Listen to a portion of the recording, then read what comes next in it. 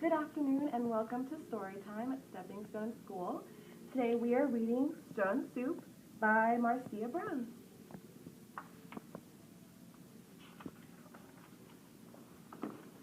Three soldiers trudged down a road in a strange country. They were on their way home from the wars. Besides being tired, they were very hungry.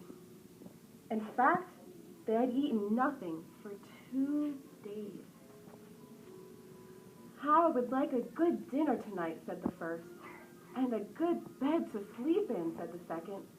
"But all that is impossible," said the third. "We must march on." On they marched. Suddenly, ahead of them, they saw the lights of a village. "Maybe we'll find a bite to eat there," said the first. "And a loft to sleep in," said the second. "No harm in asking," said the third. Now, the peasants of that place feared strangers. When they heard that 3 soldiers were coming down the road, they talked amongst themselves. "Here come 3 soldiers. Soldiers are always hungry, but we have little enough to eat for ourselves." And they hurried to hide their food.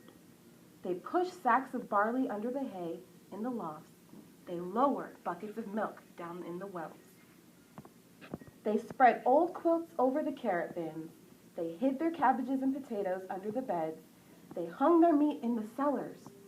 They hid all they had to eat. Then they waited. The soldiers stopped first at the house of Paul and Francois. "Good evening to you," they said. "Could you spare a bit of food for 3 hungry soldiers?" "We have no food for ourselves for 3 days," said Paul. Francois made a sad face. "It has been a poor harvest." The 3 soldiers went on to the house of Albert and Louise. "Could you spare a bit of food? And have you some corner where we could sleep for the night?" "Oh, no," said Albert. "We gave all we could spare to the soldiers who came before you." "Our beds are full," said Louise. At Vincent and Marie's, the answer was the same. It had been a poor harvest, and all the grain must be kept for seed. So it went all through the village. Not a peasant had any food to give away. They all had good reasons. One family had used the grain for feed. Another had an old sick father to care for. All had too many mouths to fill. The villagers stood in the street and sighed. They looked as hungry as they could. The 3 soldiers talked together. Then the first soldier called out, "Good people!" The peasants drew near.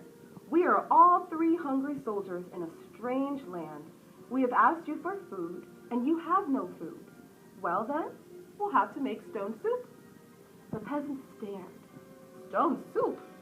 That would be something to know about. "First, we'll need a large iron pot," the soldier said.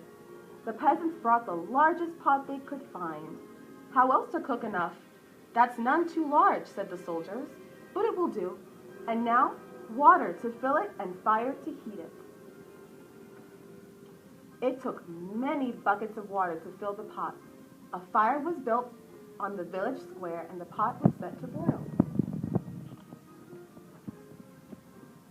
And now, if you please, 3 round, smooth stones. Those were easy enough to find. The peasants' eyes grew round as they watched the soldiers drop the stones into the pot. "Any soup needs salt and pepper," said the soldiers as they began to stir. Children ran to fetch salt and pepper. Stones like these generally make good soup, but oh, if they were carrots, it would be much better. "Why, I think I have a carrot or 2, said Francois, and off she ran. She came back with her apron full of carrots from the bin beneath the red quilt. "A good stone soup should have cabbage," said the soldiers as they sliced the carrots into the pot. "But no use asking for what you don't have." "I think I could find a cabbage somewhere," said Marie, and she hurried home. Back she came with 3 cabbages from the cupboard under the bed. "If we only had a bit of beef and a few potatoes, this soup would be good enough for a rich man's table." The peasants thought that over. They remembered their potatoes and sides of beef hanging in the cellars. They ran to fetch them. A rich man's soup, and all from a few stones. It seemed like magic. Ah, sighed the soldiers as they stirred in the beef and potatoes. If only we had a little barley and a cup of milk, this soup would be fit for the king himself. Indeed, he asked for just such a soup when he last dined with us. The peasants looked at each other. The soldiers entertained the king. Well, but no use asking for what you don't have. The soldiers sighed. The peasants brought their barley from the lofts. They brought their milk from the wells. The soldiers stirred the barley and milk into the steaming broth while the peasants stared. At last, the soup was ready. All of you shall taste, the soldiers said. But first, a table must be set. Great tables were placed in the square, and all around were lighted torches. Such a soup! How good it smelled! Truly fit for a king. But then the peasants asked themselves, would not such a soup require bread, and a roast, and cider?